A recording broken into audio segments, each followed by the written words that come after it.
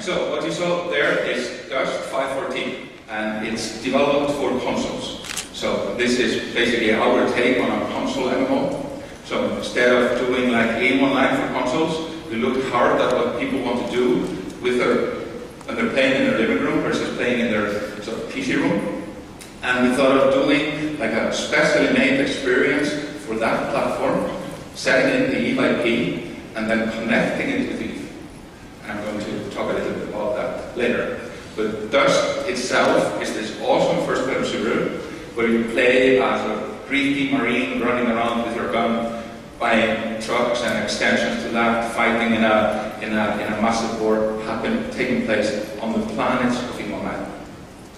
And it's about these guys. These are a new sort of technology enhancement into the Eve IP, where people no longer have to be pod pilots to be able to be cloned. So these Dust soldiers, or the infantry, they will actually be explained in one of the novels that's coming out. So now people are able to be cloned to some extent. The number 514 actually relates to that a little bit, and I'm not going to give the trick away.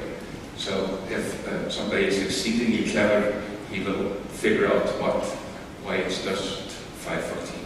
With a lot of strategic elements, so we can deploy various sort of permanent structures inside the battlefield when you are waiting in a battlefield session inside the Dust universe.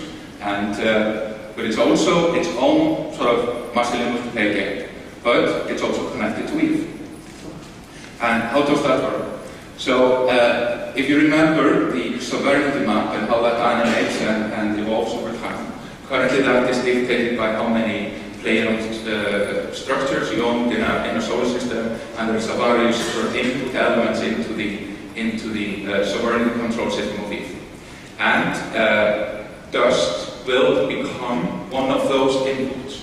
So Dust battlefield will dictate who controls a specific planet inside the Eve, the MMO. So if a player contracts a Dust mercenary team to go and conquer this district of a planet, then ultimately he will be able to control the planet, and therefore the solar system, and therefore the constellation and the region. You will increasingly have to fight with your fleet, but you will also have to contract people that play Dust, the console MMO, which then feeds into the sovereignty control system of Eve. Then Eve feeds back into that, okay, by funding the mercenaries, giving them goals, etc. So it's a very interesting system, and especially when we bring these sort of two communities together, where we have the first-person shooter crowd and the PC MMO crowd, and the sort of ways in which these two communities we're hoping will meld over time. They will probably start by having specific Dust alliances, specific Dust corporations, but our hope is that alliances will start to form where we have social structures that bridge from the PC experience over to Dust, even so that you have alliances that are specifically formed to control a part of the universe by working on both agendas at the same time. So while fleet does the flying, the infantry does the dying.